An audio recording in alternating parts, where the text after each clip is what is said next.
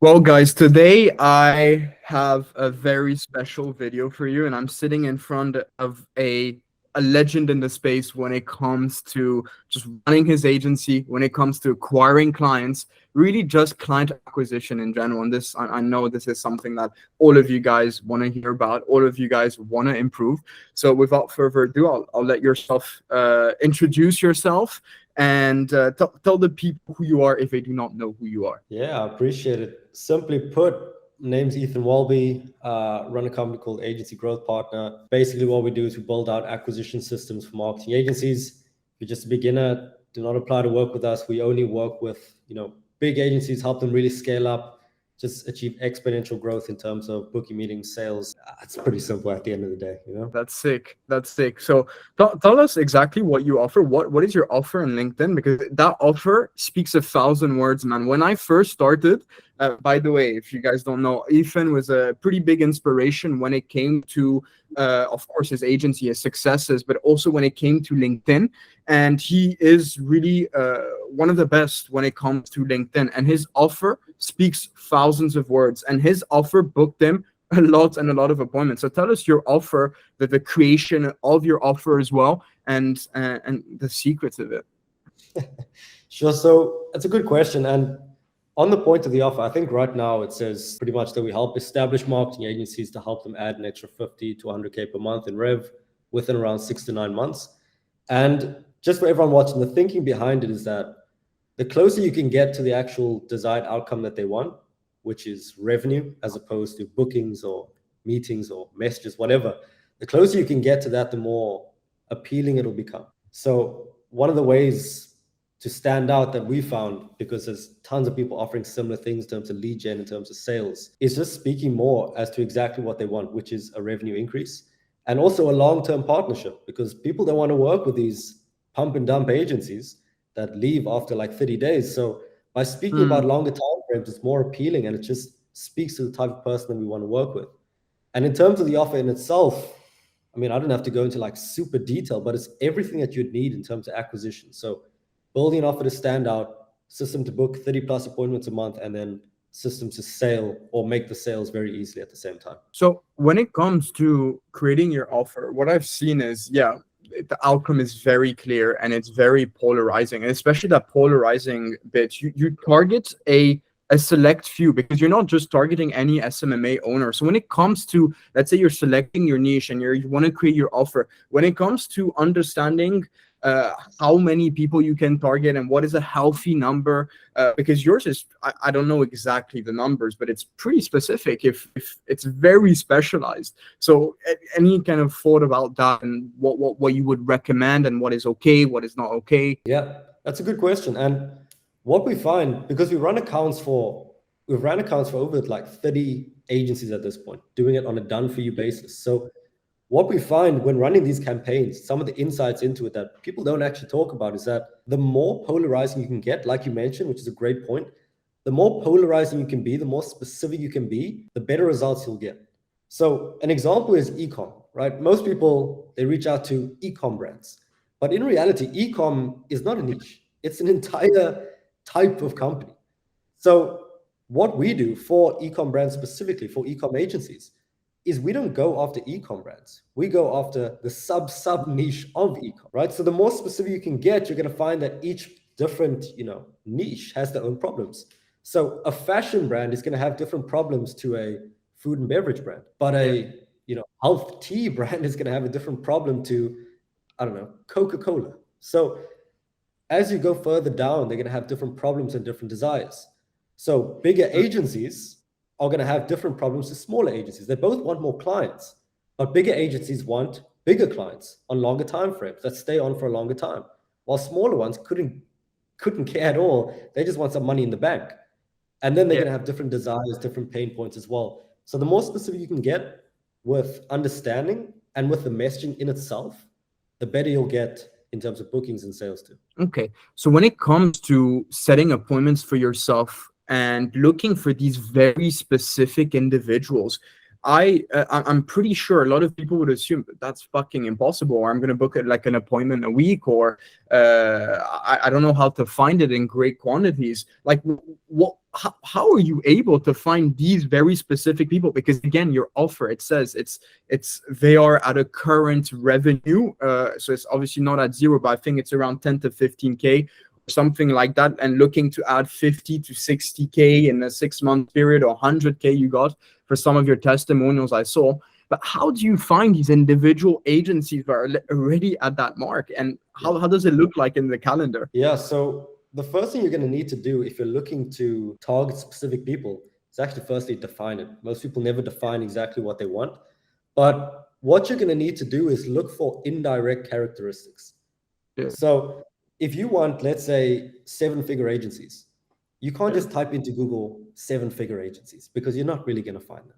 No one's just putting the numbers out there in public. It's that easy. Yeah, exactly. So what you're going to need to do is look for the indirect metrics. So if someone is running a 7-figure agency, they most likely have at least 5 employees. In many cases, at least 10 employees. They're also going to be, for example, they have a specific deal size. Again, they might be in a specific location. So it takes some creativity, and this is why most people can't find it. If you're looking practically how to actually find the people, there's endless ways, endless things that we use to find the people, whether this is LinkedIn, whether this is a tool like Apollo. The softwares don't really matter. The key point is that you understand who you're looking for firstly, because if you don't have the clear understanding of whether you need to talk to a founder or a CEO or the marketing director or a head of business development, if you don't know these things, then it doesn't matter what tool that you have, you won't get in contact with them. That's sick. That is really sick. And I kind of want to just completely kind of change the flow and ask you, if you were to start again, really from scratch, with everything that you know now, what the hell would you do? Good question. In the agency space, right? In the agency. Well, I mean, if you were to start again, you would change the niche, you would change the business model. I've been seeing some crazy things online, but we'll go with the agency one for now. If I were to start again, I would work on a performance basis of the exact same thing, but keep it very niche. So I'd probably go straight appointment setting, go on a performance basis. But the key point is I would try and work with the absolute biggest agency that I could possibly find. Okay. Absolute biggest one that I could find. Because what you'll notice is that once you get the big one, any single agency smaller than that is going to be easy. It's like if you work with Nike and then you go to some little guy that started his shoe company, it's like, hey, I work with Nike. Okay, deal. So if you even just get the case study, then you're going to be in a much better position. And also, you're going to get better results if you send bookings to, let's say, if you send bookings to Charlie at EasyGrow, as opposed to some guy starting his own agency, because they're going to be more likely to close. They have a sales team. They understand that they're okay to pay these amounts. So the exact same thing that I did at the start, but just for bigger people. Okay. Yeah.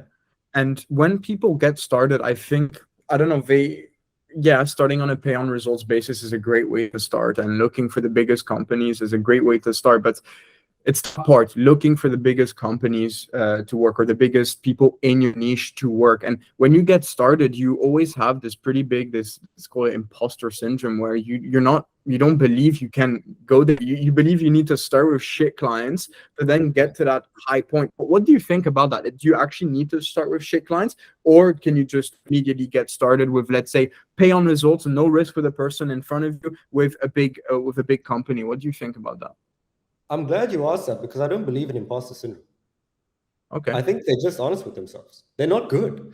Like, all these people, they come to me and they're like, hey, I can't charge 5K a month. I can't. I'm like, what have you done in the past? Nothing. I watched some E-Man course and now I want to be charging 10K a month. It's like, why would you be able to? You're not good. So if you feel like you have imposter syndrome, ask yourself, are you qualified to be charging 5K per month? And the way to determine if you can charge, let's say, 5K per month is, do you make the person that you work with 25K per month consistently? Yeah. And if you're not doing that, you probably shouldn't be charging that amount. So if you are just starting out, you should be working for free, because this is where you're going to learn everything that you need to learn. And the key point is that you don't want to go into it faking who you are. Yeah. That's the key point. People have imposter syndrome because they get onto sales calls and they want to act like they're established. They Yeah. start using big words and fancy jargon, but they haven't done this before. But they would actually be more likely to get the deal if they just mentioned, hey, it's my first time doing it. There's no risk on your end. I'll take care of everything. It's purely just to get a fantastic case study, get your results, and build a long-term relationship. If you went in like that, they'd be like, let's just do it. There's no risk. So when people talk about imposter syndrome, it's completely valid because you're not that good. So Yeah. you don't have to start with a small one. You could start with a bigger one, as long as you make it completely risk-free and understand that there's no benefit for them to actually pay you because you're not that good yet. But that's fine because you will become good by doing it. Very true. I like that. I really like that. And would you mind, I don't know, would you mind sharing the price of your service? Because or if not, I would, oh, you're okay? Yeah, it's okay. You can finish the question though. Yeah, but yeah, okay. So what's the price of your service actually? So it can vary. And Yeah. this is the answer that I give to prospects that ask before they book a meeting. But seriously, the price at this point is around, it can be anywhere from around 6,000 to 8,000 per month. By the time people are watching this in the future, it's probably going to be more. Retainer? Yep. That's when I'm outreaching because we're in a somewhat similar niche, but again, you're targeting the people that are at a very certain revenue goal, certain level of expertise, and all of that. But what I'm thinking here is people have this misconception that if you're charging a retainer, you're not able to get results. You should only, if like, why don't you just charge a commission basis then if you believe you're able to get all of the results? Why do you charge a retainer then? If you started on a pay on results basis, no risk, you make money if you bring them clients, why do you charge a retainer? Because we can at this point. Yeah. That's pretty much it. We don't need to charge on a pay on results basis anymore. We have guarantees. Yeah. Right. That's where the risk mitigation comes in. We have guarantees because we're very confident in the delivery. But at this point, after working with 20, 30 marketing agencies, we don't really need to because we have the case studies to cover the amount of trust that needs to be built by working on a pay and results basis. That's how I look at it right now. By implementing the guarantees, you're just adding another way to build trust, to calm them down. So the same thing can be done with case studies, and that's why we do it. Do you think you would be making more money if you worked on a pay on results basis? Like completely on a pay on results basis? It's a good question. And I think every decision that we make in business is optimizing towards making the most money anyway. So it's definitely something we've considered. But what you get from a retainer is consistency and predictability. So if you're looking to build a team, you don't want a business to have fluctuating revenue every single month. Because if you did, you wouldn't have security in terms of projecting your finances to know whether you can actually make these major hires or not. So in terms of business as a whole, in terms of doing projections, in terms of things like that, the retainer is better just for simplicity.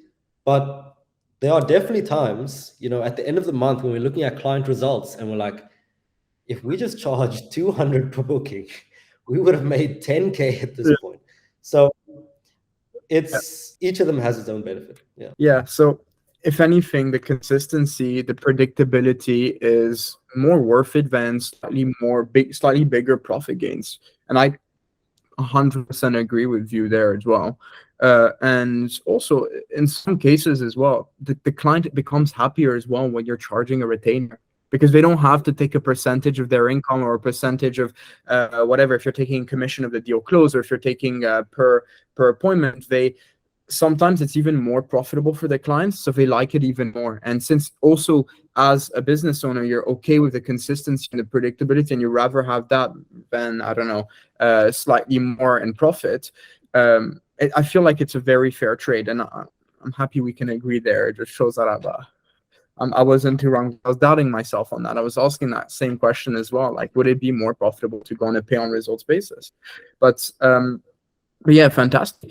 By the way, how did you get into all of this? How does one, because it's such an interesting story how one, I don't know, he starts young, he's playing with his friends, and then all of a sudden, instead of partying or whatever it is, or possibly partying, you're like, fuck this, I'm going to focus on myself. I'm going to torture myself until I have, I don't know, 50K a month recurring, and I'm going to go even further, because at the end of the day, you are literally signing a contract to suffer for like a continuous amount of months to then become the person, well, in other words, he who can. So to tell us how you were as a child and how it kind of grew up to being a boss man like you are now. That's an interesting one. And what you said is extremely true in that you're signing a contract to suffer. Yeah. And it's a very self-aware thing to say, because that's exactly what it is. But then again, suffering isn't actually a bad thing if it makes you into a better person, you know. You obviously understand this as well. But I mean, as a child, I wasn't like selling lemonade or lemons and stuff like these other guys. I don't know. Maybe it's not a Cape Town or South African thing, but we don't sell lemons like that. Either way, I was very smart as a kid, Yeah. but I wasn't putting it towards like business, for example. So when I was young, I was very good at like school stuff. Like I used to get insanely good marks, like maths, science, all these things, but I didn't know what business was. But I think in high school, I was like, these teachers aren't that rich and they don't have Lambos and Pateks on their wrists. So I was looking into, YouTube, probably saw like an E-Man video, wouldn't be surprised. And then I just realized like school is not going to be the path to actually get where I want to go. So then my shift completely switched from school and academics to business. And then ever since I'd say high school, I was just focused on running the company. And when I want to do something, like I can't do anything besides that. Like I remember being in class just thinking about business. Yeah. Didn't even have a business. That was don't know what that is about. But as soon as I made that switch, it was just full on. And then ever since then, I just ran with it. I would somewhat relate to what you're saying in the way that the switch happened. Yeah. It's that switch. Because I started with affiliation. My God, I started with affiliation. Again, I saw some guy. I think his name is Stuart Rawls. He was selling the dream, and ever since I started, I just never wanted to stop. I didn't want to go to uni. I didn't want to go to college. I didn't want to go to all of these. But I just wanted to do it, and I don't know what it was. I don't know. Like, of course, there's all of this freedom. Oh, I want more time. I want to buy myself whatever I want. But in reality, I'm not too sure if someone is drawn to it or someone develops it, or if, like, in your opinion, what do you think it is? Like, if you switch like that and you just immediately, oh, this is my life's purpose, and it's been that, or it's been that for a very long time for you, what do you think it is? I like that question, and I want to hear your opinion on it too, because I hear a lot of people that ascribe these meanings to why you want to do these things.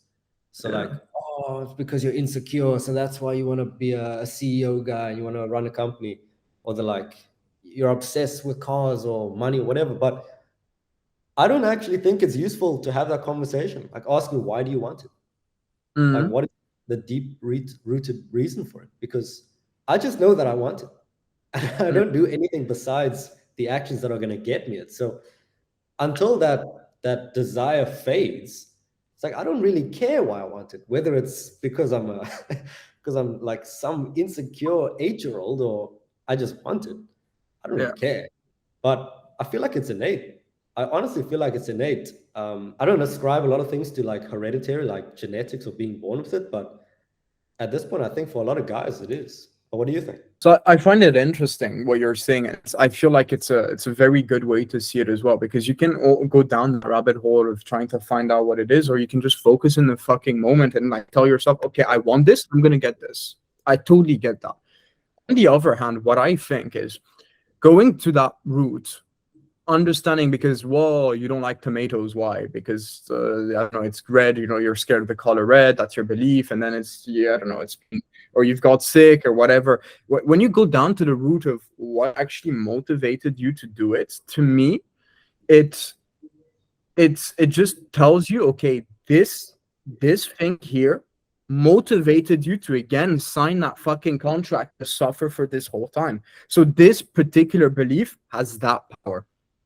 and it has that power to influence every action you're going to be doing for the next 50 years of your life, for the next 20 years, next 10 years. So in my eyes, understanding what that is and understanding if it's good, if it's bad, if it's going to be long term, if it's going to be short term, is just it just makes me, I don't know, wiser to the fact that now I know why I'm doing this, and what's pushing me, and how to possibly leverage it. And to me, that's the way I see it. But then on what you're saying is, because I saw the testimonial video you made with Charlie, and he was trying to get it out of you. Why do you want money? And he kept on, I just want money. But why? He kept on saying, I just want money. To me, that was very, very interesting. But I feel like on the both sides, I fully understand. But I feel like understanding it and just seeing why you did it, it can also kind of make yourself learn more about who you are and what motivates you, and what if it's a good reason, if it's a bad reason. And I feel like knowing that it's just about knowing more about yourself. When you know more about yourself, it's possibly better for because at the end of the day, you want to become he who can, and you want to know as much as possible. Yeah. So that's what I'm thinking. I agree completely. And I think self-awareness is extremely, extremely important. And the more aware that you can be, the more beneficial it is, just in terms of business and life. But honestly, the way I look at things is it's very evolutionary. I look to biology for a lot of my understandings on things. So nice. I honestly think we all have the same base motivations, right? Like, why do we want money? Okay, because money for guys provide more status than looks to girls, for example. And if you want money, you inherently want the status. Why do you want the status? For some biological reason, you want to provide offspring with the best possible person. So I think that's why we want everything. I can speak for myself because I'm a guy. I choose to identify as a guy. But besides that, like, everything that we would want, which is money, great physique, great network, all these things, it's just a status game. And the status game is just a biological game, because if you have the most status in the tribe, you're just going to be the most successful, and you're going to have a lot of offspring. So I would say that's the motivation. If someone asks, why do I want money? But I don't want them to think I'm a weirdo. So the honest answer is, I don't really care that much. So what you just said here went a step further to what I said, in terms of you literally elaborated in terms of what I said, because whatever the belief is, like, oh, having approval, being part of this pack, being part of this societal, it goes down to biological roots. So I agree. I fully agree with what you're saying. And that is very, very interesting. It's very different to what a lot of people, I don't know, see it. And yeah, interesting. By the way, why aren't you in Dubai like all the other agency owners? Why are you staying in South Africa? That's a good question. Maybe I just haven't made the move yet. I like Cape Town though. I like the people in Cape Town. I like the vibe in Cape Town. Also, my rent is my lease is still up for a few months, so I'll probably leave after that. But no particular reason. Right now, I'm just very focused on the business. I try not to change too many variables at the same time. Ross throws everything off. So for now, I'm cool in Cape Town. I'll probably end up leaving relatively soon now. Really? Why? Well, the thing is, I don't like, bro. I don't know. Maybe I'm being not humble or whatever. But like, what's the point of going to Dubai? Is the question. Like, if it's to register the business for tax reason, I understand. But if it's just to go to, like, I don't actually understand why so many people are going to Dubai. And you might be thinking, why did you go to Dubai, Aurelien? Because I lived there. I lived there for 7 years. I went to school in Dubai. That's the difference. And for you, for example, what would draw you to Dubai? Because I'm not able to perceive what you perceive in that terms. You know, the fact that you're asking the question is really nice, because most people actually don't question any of their beliefs at all. So like, I personally could not care less about traveling.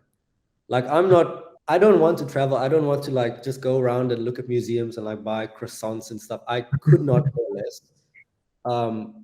It's purely for the outcomes that I want to hit, right? So if being in Dubai, I feel like there would be a higher likelihood of being in contact with people that would be more conducive to me hitting my goals in the future. That would be the honest answer. And then we can bring that back to a status game of biological offspring and all that. But let's keep it simple for now. Honestly, like, that's a good question. There's nothing wrong with Cape Town, but it's just the people. It's just the people, the potential. I don't give a shit about networking either. Like, that's another thing. But environment shapes you a lot. And being in an environment of wealth, of people doing things, of a lot of ambition, I don't think there's a negative consequence of that. So let me tell you my perception of Dubai and tell me what you think. Let's hear it. And this is not like, oh, I've been there 1 year and that's it. That's not the case. The case is I went to school there. I've lived there for a good 7 years when really Dubai was starting to pop off. And then you start seeing here in France, especially, you start seeing all these like influencers that come and that like from TV reality shows and stuff. So Dubai, you see a lot of wealth around you. But depending on the area, from what I've perceived, again, so it's not a statistic, it's not literature saying that, it's perception, subjective perception. It attracts somewhat the wrong crowd because it attracts people that, again, want to go there just for status, or they want to go there to be, for example, to put in there somewhat of their sales presentation. I live in Dubai, so I'm cool, I'm rich, I'm all of this, I'm all of that. Or it attracts people that, again, it's mainly a status thing, I feel like, going to Dubai. And to me, that's one thing that, and it's also status, I don't mind, but it's also wanting to show it very badly. And not for reasons like, okay, people understand, people can like cars, people can like all of these things. I love cars. But again, like, people would rather buy a car, make themselves look broke, and then just to have that fucking car and to be like, I'm living in Dubai, I take a few pictures in Dubai, and then like I live there. To me, this is just a shit culture. This is, to me, it's toxic. It's people that, again, they will just want to leech on you to go. And to me, this is not interesting. And in my travels as well, I've seen areas that are far wealthier than Dubai in terms of per capita, in terms of money, and it doesn't look as stinky as Dubai in that term. But again, Dubai has beautiful sides to it. If you go in different areas, it's chiller. It's less of that. You like I when I lived in Dubai, I used to go play volleyball, for example, every weekend, go play tennis, and then during the week I would just work. You would never see me drinking anywhere. You would never see me do anything like that, and that's what I love about Dubai. But it depends also why you come to Dubai. So if you were to go to Dubai, you said you were, it mainly be to be around with, like, let's say Charlie's going there, Bo is going there, Nabil is there. I would literally go to Dubai just to be around these people, around these people, because to me, again, it will possibly help us achieve an outcome. It would possibly help us,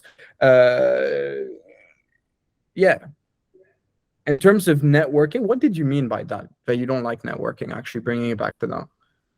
That's interesting. I agree with everything you said about Dubai. There's a lot of places like that. But maybe it's everywhere. Maybe I'm just saying Dubai, but maybe it's everywhere. I don't. Yeah, there's a lot of. But 100%. In terms of networking, it's not that I'm fully against the act of networking. I'm against. For me personally, let's define networking in terms of what you mean by networking. So people understand what you mean, because it's like, it can be a lot of different. So what do you mean by networking? What's the action? Yeah. Always start with the definition. That's smart. So for me, I mean, networking is meeting people. Or do you want to mutual benefit? Okay, go say. Networking is just, it's just meeting people for the sake of achieving an outcome, right? That's pretty much it. But for me, I don't personally want to be the guy who's just, in all these networking groups, DMing every influencer I can find, trying to get into all these rooms without having any inherent value. So I don't want to leech, like you were saying with the people in Dubai. I don't want to leech off of people. Yeah. I don't want to sell myself to people. But I want my value to be apparent, and that can be done by, like you were saying, becoming the type of person who, is valuable. So by building yourself, by building the company, by building everything around you, you will inherently become valuable. And if you show that value online, then the networking will happen by default. if you look at someone like everyone knows him at this point, like E-Man, he's not there in these nerdy networking groups like, hey, can we meet up? Can we meet up? Can we meet up for coffee? It's like, no, just build the YouTube, build the brand. And if you do that, you will have networking as a byproduct of it. I was thinking the same about Charlie as well, Charlie Morgan. So he's definitely not networking. I don't think that guy even has a social media app on his phone. He's another level. But besides that, he just built an amazing business, spoke about the business on YouTube, just YouTube, but now everyone knows him because he has the credibility of the value of the business, and then just shared it online. And now anyone would want to meet him. So I think that's the better approach to doing it. I love that. I've never thought of it this way. But the thing is, what I agreed with you when you said that, the reason I brought back that question is because I don't really like networking. I don't like going to like call people and like, yo, do you want to meet up for a coffee and all of that stuff for the sake of me. It's usually to with the people I let in my life in terms of friendship groups and stuff. It's like look at it as a system, outreach system. Like you have your prospects of people you possibly would that be a good idea bringing them in my life. And when I ask someone, can I meet with you? It'd be in the outcome of possibly adding just a relationship that we can both add value to each other's life. Not it doesn't necessarily the value does not necessarily have to be business, money does not necessarily have to be that. Maybe just a tennis game here and there, maybe that here and there. That's my version of networking, because at the end of the day, you're going to get some sort of value from it. That's what I like doing. But calling up people, going on all these groups and trying to just become friends with everyone for the sake of getting more appointments, I just don't like that. And I find that pretty stupid. I feel like it's better if you just build out a system while trying to spend time contacts or having getting as many phone numbers as possible. And I totally agree with you there. But I don't know if it comes from the fact that us as agency owners, we're fucking introverted. Most of us are introverted as fuck, right? We're just staying in our cocoons building a business. And we don't want to go out. Whereas real estate agents, I swear, if they were on that call, they'd be like, what the fuck are you saying? Yeah.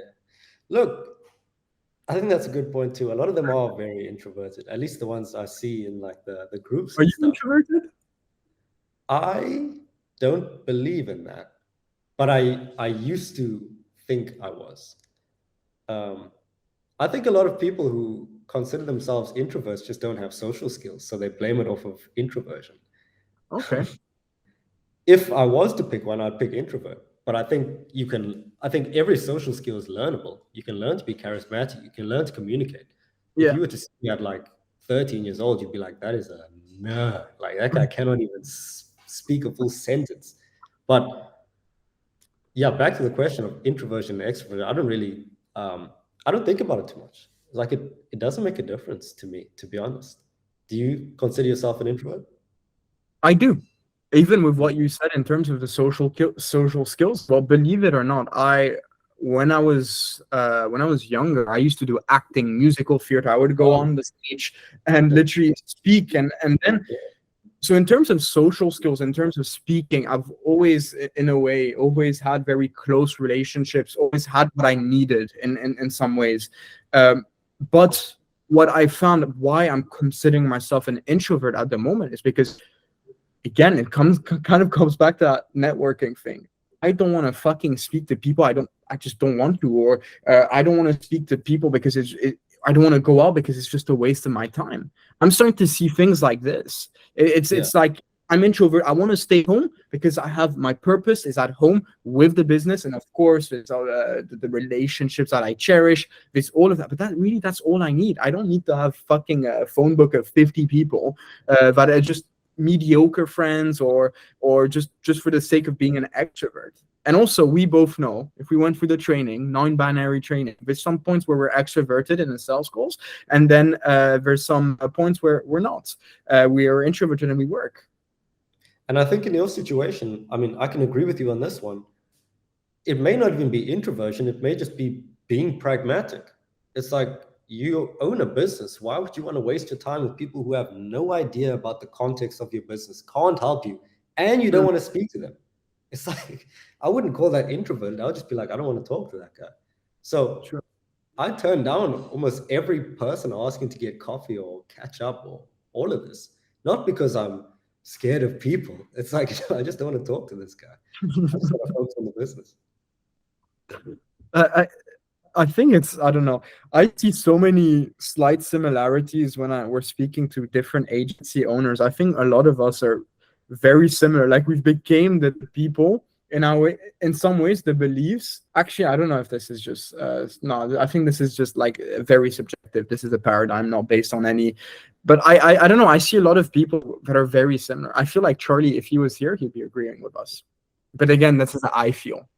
But again, who knows? I wanna kind of shift this to the juicy bit. And I'm sorry for people that has been watching and they're waiting for you to kind of spill the beans when it comes to appointment setting, when it comes to sales.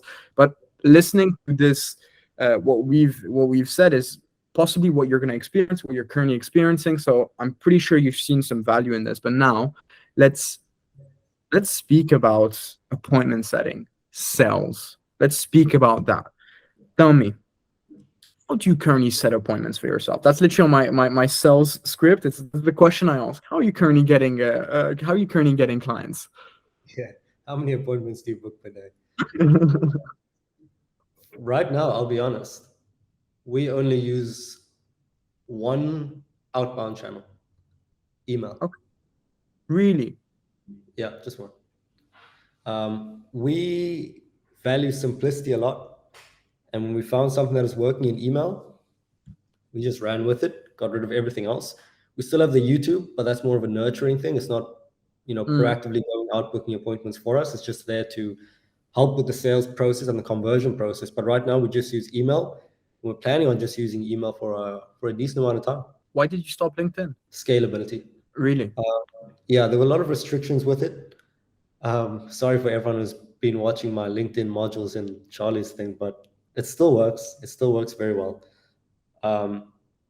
Yeah, so we literally have an email system that can run on autopilot without me having to do anything. So I find that a lot more appealing than sending voice notes on LinkedIn, and it's just been very effective. How many appointments were you booking with LinkedIn, let's say on a daily basis or a monthly basis? By the way, before you only had LinkedIn, if I remember correctly, then you just shifted to email.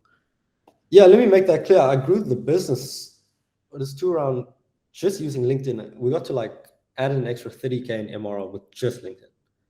So okay. It, by all means, it's very effective. In terms of appointments per day or per month, I could book around 30 appointments a month using my LinkedIn.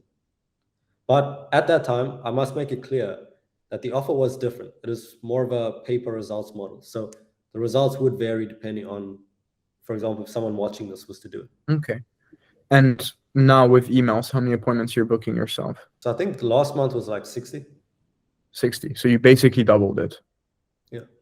Why not? The thing is, with email, sorry to interrupt, but with email, we could literally buy more domains for an extra $150, which we did this week, and double the actual volume. Yeah. So we could hypothetically get to 100 bookings next month. Why? So LinkedIn, proof of concept. It works. Email, of course we know it works.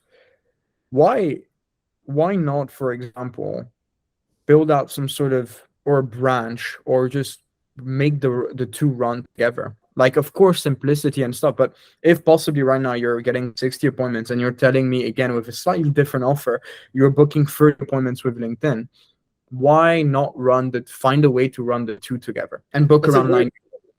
Yeah. And I could be completely irrational, firstly. So take whatever I say with a grain of salt. So I could be dead wrong, but the way I look at it now, you're killing it. So it's interesting for people to see exactly why you've made that decision. Because if I was you, I don't think I would make that decision, but I want to learn, man. I want to see why you did that. Yeah, but then there's people at $1 million a month, so I have to take what I say very carefully. The reason I made that decision was in terms of not what could be beneficial, but what was needed. So for example, we had an email system right now, and we used to have calling integrated into it. So the leads that responded positively, they would call or get called, and they'd book in like that. But after seeing the data, we determined that calling was adding like a marginal 10% more bookings, but at an extra 150% in terms of operational cost. So it's like, is 10% more bookings worth having 3 extra team members on doing a completely different workflow as well and adding all this complexity? And the answer was no. So we removed the calling and made it so that it was just message, like just email replies. And our bookings went up by 30%. Not because we did more things, but because we got rid of all the unnecessary things and just focus on the main thing. So in my eyes right now, I don't see LinkedIn as the main thing. I don't think it's going to add a marginal increase that I'd be happy with versus the complexity of running it. Okay. So it's really complexity or operational drag versus benefits that it brings. Absolutely. And if you think about it with email, what we're doing right now is just getting more of what's already working. So I don't believe in moving to a different system until we've maxed out the current one. And we haven't maxed out the current one. So until we do that, I have no need to go to another thing like LinkedIn or Twitter or TikTok, whatever else it might be. What do the emails look like? Is it Looms? Is it on, like, just, I think en masse would be Nabil's. What would be your own? It's definitely not Looms. I'm not sure what Nabil's doing too much.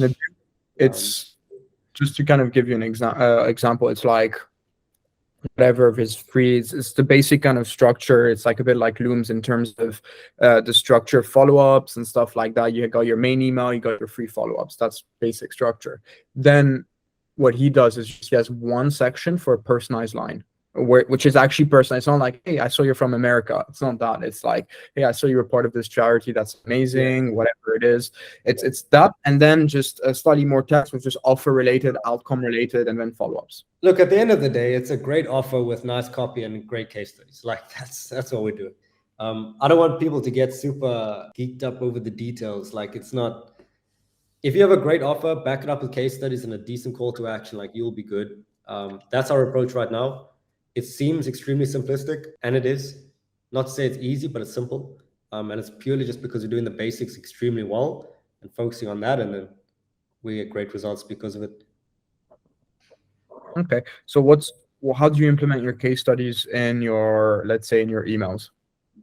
Sure. So the way we implement the case studies is based on who we're speaking to. So I personally don't believe in personalizing emails. Yeah. And what I mean by that is what I see a lot of people do is they say, hey, name, saw you have a dog. I do Facebook ads. Like, no one cares. No one is going to buy from you because you said something completely obvious to them. Hey, I saw you went to this university. Like, yeah, so did everyone else. So it's not that. People mistake that personalizing with, outcomes. People think people want personalization, but they actually just want a clear outcome. So the way we do it right now, in terms of the case studies and the copy, is that we first get extremely clear with who we're talking to. So, for example, if I was reaching out to a marketing agency, I would not mention the pizza shop that we helped to scale because it's so pointless. There's no affinity. So the more specific that we can get with the case studies and the offer and the messaging and every single other thing, the better it will be. So back to the point of not believing in personalization, of course, don't, not have a name variable. Don't not say the person's name and things like that. But the personalization shouldn't come from useless words. It should come from saying things that are specific to the person that you're speaking to, right? So like I was saying at the beginning of the call, bigger marketing agencies have different problems to smaller ones. So you need to change your copy and you need to change your case studies and the outcomes of these case studies to those. So a short example is that if you go talk to a $10 million company, they're not going to talk about, how many meetings do you get per week? Or what's your revenue per week? They're going to talk about what's your annual revenue? What's your quarterly revenue? So if you go to them saying, hey, we helped them get this, result in this time frame, when you mention your case studies, and it's not in the same language that they want to hear, then there's going to be no affinity. So the way we structure the case studies, to go back to the initial question, is say the outcome that you help to achieve, state your offer. So, hey, name, we help people to do this. Then anyone can make an offer, but nobody else can back it up. So the key thing that you need to do is just justify the offer that you just made. So if I say, hey, we help marketing agencies make an extra 50K in 12 months. Anyone can say that, but only you can say the case studies that you've helped. So, hey, we helped marketing agencies to do this. We just helped this agency to get this outcome in this time frame, saying it in their language. That's how you present the case studies, or multiple case studies. And then you go to the call to action. Hope that makes sense. Is anything unclear there? It does. It does. And you said good call to action. So literally your theory when it comes from this video, it's very simple by keeping the offer, having a good offer, a foundational, what makes a good offer, which I'm guessing outcome, time frame, polarization, risk reversal, all of these things usually make a good offer. If I missed one, let me know. And then the case studies, how you're going to implement it there. And I like it how your sort of personalization comes from, it doesn't come from, hey, you went to this university, you did that. It comes from your knowledge of the niche. It comes from, look, you're this guy, you're making this amount, I know exactly what you're going through, and I know exactly what you're thinking about. That's the personalization you're speaking about. So you might say, yeah, like in this whole agency kind of space, personalization is what we described before, the university. For Ethan Welby, personalization is your knowledge of the niche, to your knowledge of your prospect. So that's one thing I noticed about what you said. The second thing, one point on that, sorry, is just that fundamentally, I like to look at things very, first principles. What are we doing? We're just solving problems. Right? That's all we're doing, and we're just backing it up. So the offer is the problems that you're solving. It needs to be as specific a problem as possible. Because we could say, we'll help you grow your business. And they're like, well, what does that even mean? Are you going to build a website? But we could say, we could help you get 15 qualified high budget brands with decision makers of established enterprise companies from the US. It gets to a certain level of specificity. So the more specific that you can get with the problem, the more personalized it is, and the more results that you'll get. But didn't mean to interrupt there. No worries. Feel free to interrupt. I welcome it. By the way, it's just side note, is that a clock right there behind you, that metal thing? Doesn't that tell you the time? No, we're not that. See, that thing is it's like a key holder. You like the key on, but when I moved into this place, there was all this paintings and stuff. I just took it off. I just put it in a different that's not the main thing. Because there's a clock I've been looking at where it literally looks like that, and it gives you the time in such a weird way. I don't know why they give you the time in that way, but I was thinking maybe he has it. But yeah. So going back to it, we spoke about the offer, we spoke about the case studies, and you said a good CTA. What is a good CTA? By the way, guys, CTA, call to action. Yeah, CTA is a call to action, and the best CTA that I've found is one where there's as little friction as possible to them taking the next step. So one of the principles in sales is that you just got to sell the next step, right? We don't need to tell them to buy on the email. We just need them to say yes to booking a time, right? That's all we're asking for. We're just asking for a little yes. And we just keep doing this throughout the process until they're making the sale and then you're sending the invoice. Right. So a good call to action is one that would allow someone to take action, right? The one that has the highest likelihood of them doing that. So an example of this is that, if you're talking to your girlfriend and you ask, would you love to go to this restaurant tonight? She'd be like, no, not really. But if you're like, would you be all right if we went to this restaurant? She'd be like, yeah, I'll be all right. So we're doing the same thing. We get the same outcome in terms of asking the question and going to the restaurant, but you're lowering the friction required to say yes. So the same applies in the emails. You could say, would you like to buy my service? They'll be like, no, not a chance. But if you say, would you be open? Would you be opposed to me sending some more information on how it works? Yeah. They'll be like, sure, I wouldn't be against it. Then you send it through. They like what you're offering. Then you end that email with, hey, would you be open to getting onto a quick call where I can explain our service? They'll be like, yeah, I'd be open to it. They book a time. Then by the end of that, hey, would you be against signing up today? It's like, no, I wouldn't be against it. Boom, invoice paid, new client signed.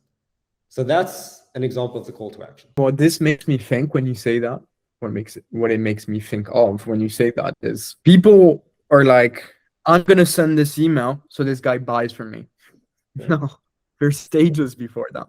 If you go down to the foundations of exactly what it is you are doing, you're sending the email. How are you going to catch the person's attention? With the subject line. Okay, so the subject line is going to push that person to open the email. Okay, so that's the action, opens the email. So the subject line's purpose is not to get a sell, but it's to get someone to open a message. And when you say that, this to make you're basically what you're trying to do here, and this just proves that it's all to do with paradigm. It's all to do with how you see it.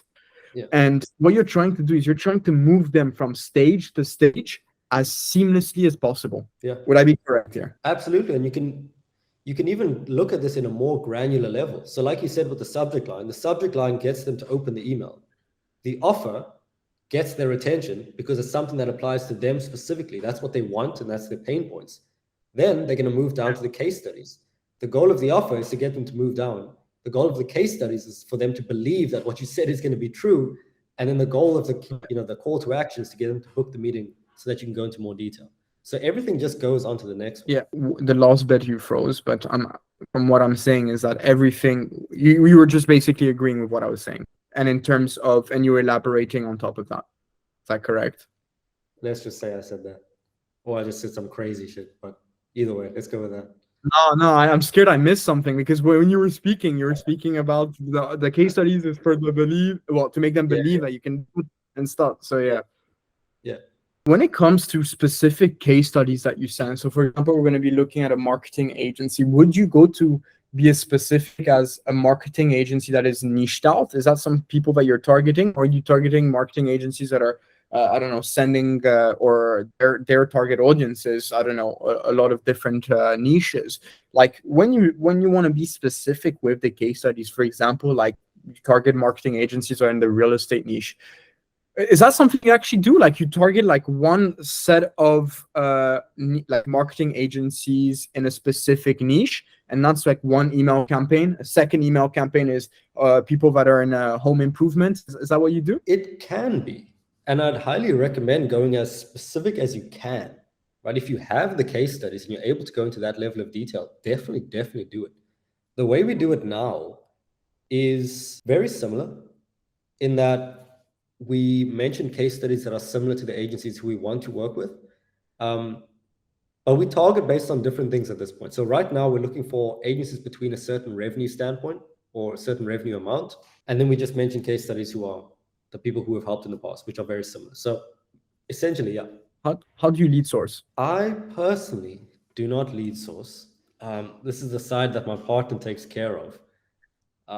Right now, we're testing a tool called Magically Genius. It just scrapes Apollo by itself. I think it's like an automated thing. There's probably more that we use. There definitely are more that we use, but I can't go into too much detail on that because I just don't know. Okay, that's absolutely fine. But in terms of the lead, is there like some sort of course, there's all the never bounce type tests you can do, that which is I'm guessing, I don't know if it's pretty typical here, but are you looking at specific? Oh, you said you don't know, but would you be able to like? Would Apollo be fine, for example? Would and once you have like a bunch of specified Apollo leads, what would you do? Let's say you have your criteria. They have this amount of people. I watched your video actually on using Apollo. Is that literally what you do, or what you guys do? Yeah, simply put, that's what we do. The only things that would have changed is the tools that we use, but at the end of the day, they're all database tools. They all give you access to the emails, to the details. And then what we do is we just scrape it, get all the people in a list, make sure they're the right people, and then the lists need to be cleaned, right? So they need to just make sure that it's the right emails. If they're not cleaned and they're put into the tool, it'll just send to the wrong things and you're going to get marked as spam. So they need to be cleaned. Any tool could do Hunter, Never Bounce, Zero Bounce, all these tools, they're exactly the same. And then you just put them into the sending tool. And then the key point when you're sending them is to not do it all at once, because what you want to do is run multiple tests. So for example, you'd send 300 with one copy script. If it doesn't work out, or if you want to change something, do another 300 with a slightly different script, change one variable at a time. And this is how you keep tweaking to get to the point where it's booking meetings. Yeah. Okay, that's pretty. What do you think of? So I found this tool. It's called Casper. What does Casper do?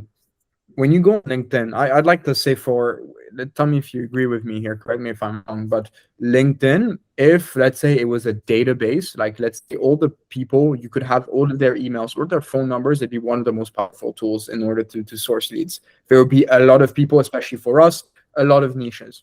And it's always me, like since I've started, I've always tried to find this tool that actually does it efficiently. I think Snuff.io does it, but it's not that good. Like for most of the profiles, it does not really work.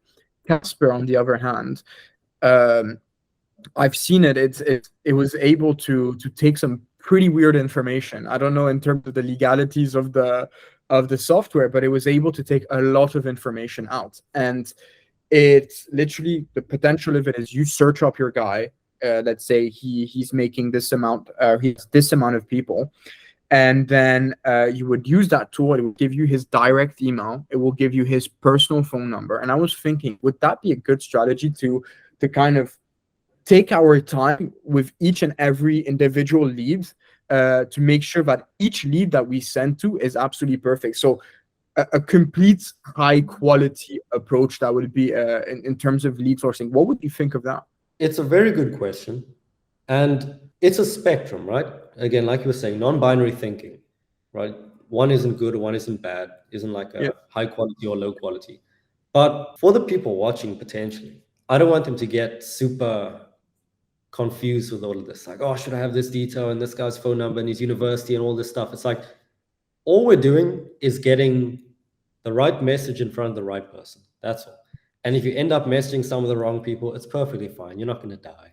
So with our approach, it's like we understand that when we use these database tools, that some are going to be inaccurate, some aren't going to be our ideal clients, some are going to be some random people, honestly.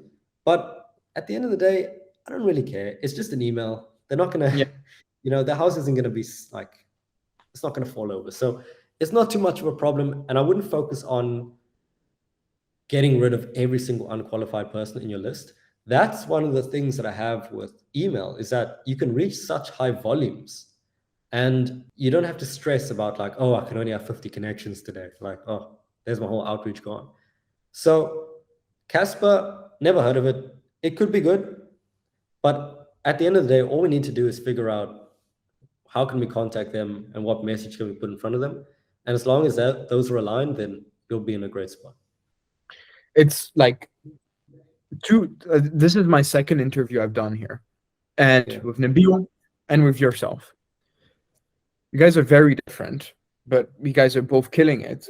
But you guys both have one thing that is very similar: simplicity, foundations, full stop. That's literally all I'm hearing. It's these things are like, fuck, it's so people believe for some whatever reason, and I don't know, I think it's to do with all the YouTube videos there are, and well, no, this doesn't work, but this works, or this, that. It's all about your offer, your case studies when you're sending email, like you said, and your call to action. Very simply. When it comes to your leads, it's just about finding the right person and being able just to kind of verify, okay, of course, you're not gonna, if you're targeting marketing agencies, you're not gonna send emails to dental professionals or anything like that. It's just about obviously telling the choosing the right criteria, exploiting that, writing your copy, sending it out with a good offer. And I don't know. I don't know why people. It's like the big term people. It's like it's so victim-like, but it's not the case, and that's not how I mean it. But there's a lot of agency owners that are starting off that believe that this is very, very complicated in the way that you need way more than the foundations. But in reality, you just need the foundations, right? What would you think? Absolutely, I agree with you completely. But the problem with starting out is that you can't discern what's useful versus what's not. What is filtered into their heads are the crazy YouTube headlines. And the only way that you get attention online is by being extremely polarizing. So instead of, a YouTube title being like, cold email didn't work that well for me today, it's going to be cold email is wrong or bad or dead. So then immediately they're like, oh, cold email's dead? Cold email's dead. I just set up my cold email. Now I need to switch to LinkedIn. So that's what they're basing their entire paradigm off of, which again, like you said, is very important. So for them, they just need someone to be like, hey, this doesn't matter. This matters. Focus on that. Focus on the offer. get some case studies, send it to the right people. But I totally understand, because I think we've both been there, looking at the controversial headlines, making our decisions based off that, no data at all, and then just being in a constant state of craziness every day. If not that begs the question, because you're not able to define, okay, like foundational knowledge for us, I feel like we're a bit spoiled, because but the thing, we paid for it, we made the right business decisions. I don't know, for your training, was it mainly the majority easy Imperium agency, Easy Grow, and then, or did you get more courses and stuff like that? For you, what did that look like? Yeah, Charlie's was a big one. Helped a ton. Shout out to Charles. But a lot of my thinking doesn't necessarily come from courses. It also comes from, for example, books or like foundational pieces of knowledge. So like the things that we're doing now, like breaking down what actually matters and what doesn't, you could argue that it's a component of first principle thinking. So that would be studying physics, talking about things like cause and effect, first principles, breaking all the things down, systems engineering, right? Looking at the cold email, the sales process, conversion process is all part of one big funnel, which is one big system, which consider is a degree in engineering. So that's where a lot of my thinking is shaped from. And then applying that to Charlie's training is just like, that's how we could get results relatively quickly. But yeah, I'm trying to think if there's any other. Sam Robbins is a big one, but Sam and Charlie are very the GOAT. He really is. This guy is crazy. This guy is. Did you get his course? Did you get any of his things? The accelerator program? Yeah, I only got the first one, and Up Level was canceled. I would have bought it now if I could. Yeah. Now he's on school. Yeah. He's on school. That's crazy what he built.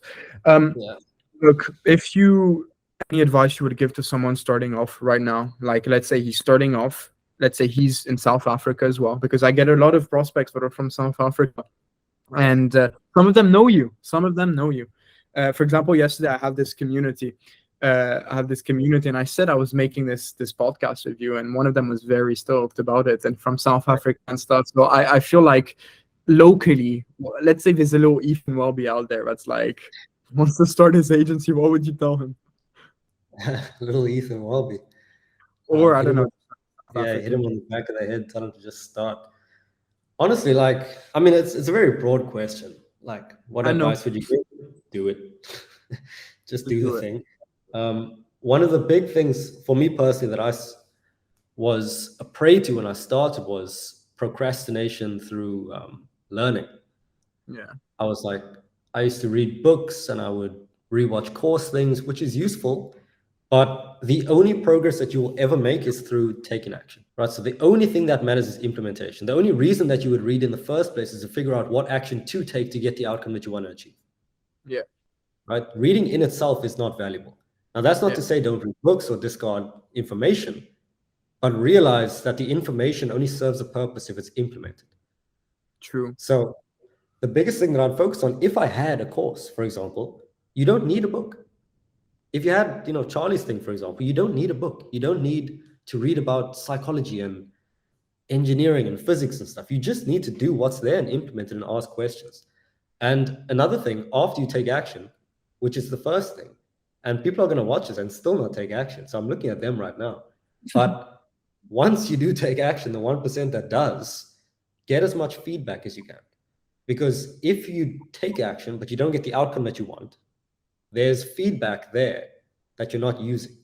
So for example, if you take a sales call and they don't close and you recorded the call and you don't watch the call, then you're actually dumb, because they're literally telling you the reasons why they don't buy on the recording. So if you just listen back, you're going to notice all the things that you did wrong. So the same applies. If you have a course, if you have a community and you did something wrong, ask the question. The biggest progress that I made, and I remember when you joined Easy Grow too, we were both very active. We were both asking questions. And the degree to which you ask questions and get feedback and implement is the degree to which you'll make progress. So it also keeps you accountable. I'm going to write that down. That's going to be on a quote one day. You sitting there, a nice picture of you. It's going to be under whatever you just said. And that was beautiful. And it's true. It really is true. There's no system without a feedback loop, really. The system doesn't improve without a feedback loop. And if anything, our life is just a bunch of systems. Everything is just systems. And you're not gonna. I love that as well, because I'm gonna be honest here. When I first started, and I saw everyone was reading like 50 books a day and stuff like that, I didn't. Yeah. I was just working on my agency, and at night I was just too knackered to pick up a book and to actually stuff things in my brain. I took the time to only read. Again, it's to do with like when you wake up, your routine and stuff like that. I know I could fit it in my routine, but for that exact reason that you said, I was like, I have enough knowledge there, and I'm not even taking action on all of it. What's the point of reading 10 more books? Yeah, I agree completely. I And was I've never the type to read a book a week though. I was that type. To read how many books, but you applied it though. I did, but at the start I didn't. So either way, but honestly, at this point, it's just the awareness, understanding that the books aren't going to make you successful. The books applied will make you successful. For us, it's wasted time. Okay. Look, I have 2 more questions for you. Please. And 2 more, because I see the time is running. I tried to keep Nabil on for as long as possible last time, but I also have to sell something. By the way, do you still take your sales calls? I do, yes. Fantastic. When are you going to outsource that? That's not the question, but when are you going to outsource that? I want to. So we changed our offer now. We raised our prices, and I want to get more market feedback. So probably after like 20 closes, I'll outsource it. I think that's a decent proof of concept. I didn't ask how many new clients do you get per month, or on a longer scale per 6 months, or per year right now? That's a good question. So we only take on maximum 3 per month, sometimes 4. We have very hard limits on it, but we're not the type where it's like we want 4 every month for the entire period. It's more so like up, stabilize, up, stabilize.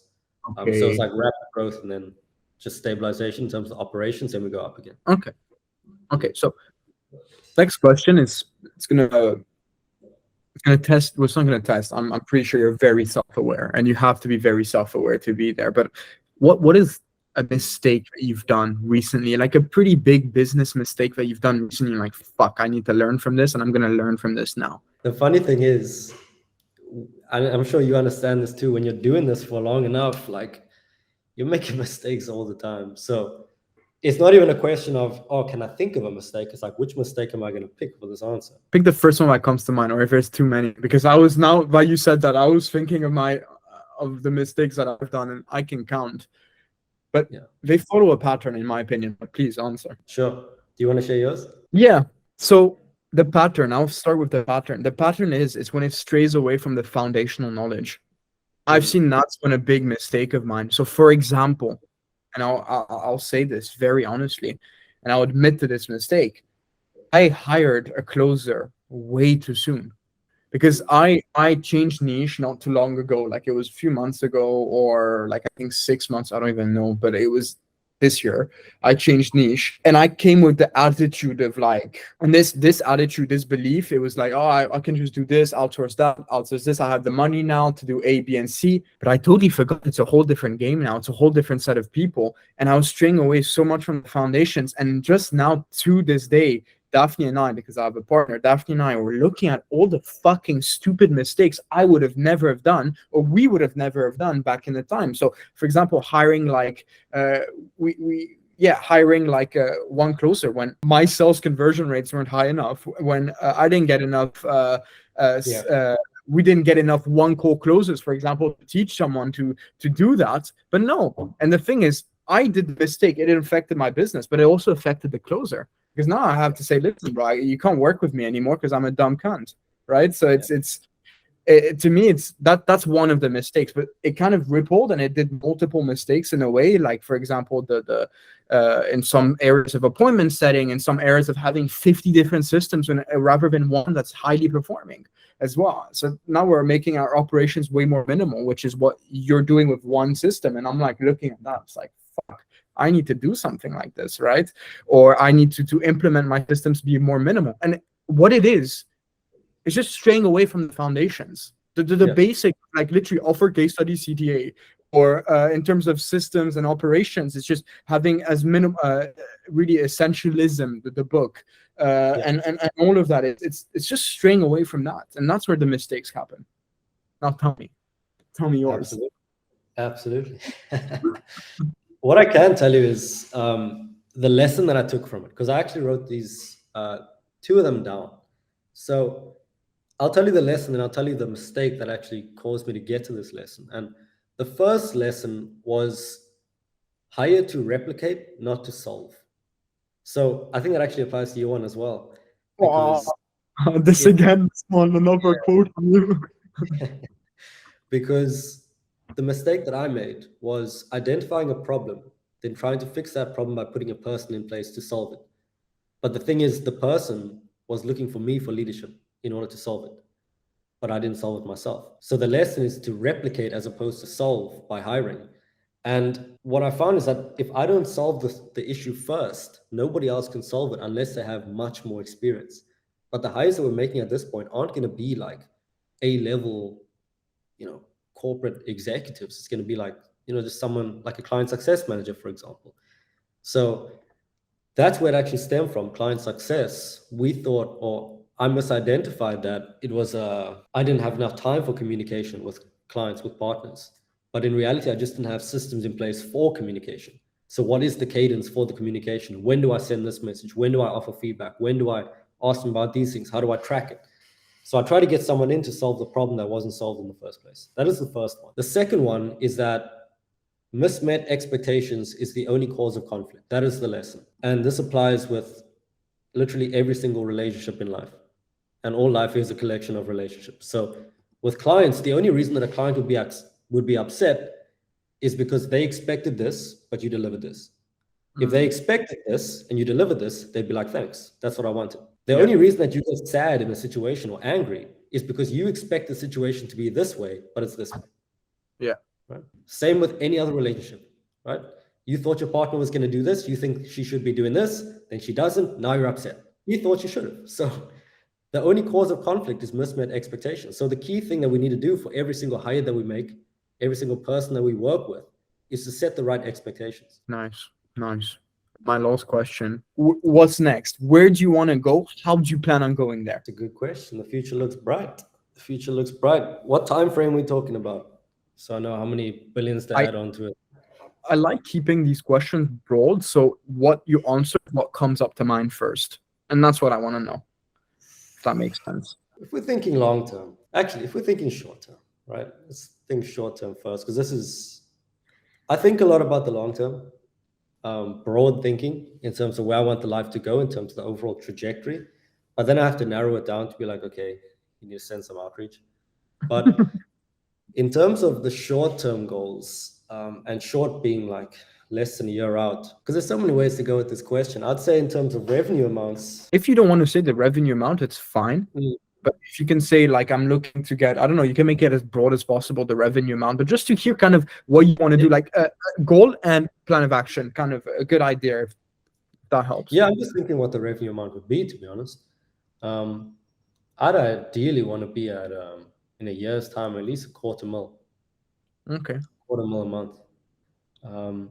But in order to get there, that's where the conflict comes in, because in this game, a lot of people, they get to 100K a month and they start a course. I don't know if I want to start a course. So in terms of plan of action, we're just finding proof of concept in the sales process with the new offer. At that point, it's just a matter of getting more appointments in, selling it, getting to wherever we need to go. Then we'll see the limitation with this business model. We'll see if it caps out at 100K, 150K, 200K. If it does, we'll have to go into something else and then get more leverage in the delivery. But the plan of action is pretty simple, man. Get more appointments, make more sales. If it gets complicated, hire someone else in the role. Hire to replicate, not to solve. If you can do that, keep going up. Lambo's Pateks in Dubai. All roads lead to Dubai now, not to Rome anymore. All roads lead to the Lambos. Yeah. Fantastic. Well, listen, it's nearing the buffer zone here. Let me see here. It's 2:30.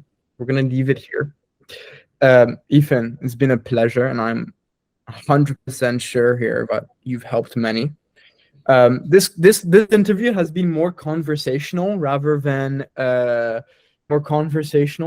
direct kind of boom, Yeah, boom, it's boom. good. Gave a lot of value though. Get a lot of value, and it was amazing hearing another opinion or opinions and realities, what you've experienced and how you see the world. I always find that so fascinating, and yeah, it's amazing, man. So I'm gonna end the recording here. Feel free to say your bye-byes to the people, and yeah, Goodbye, guys.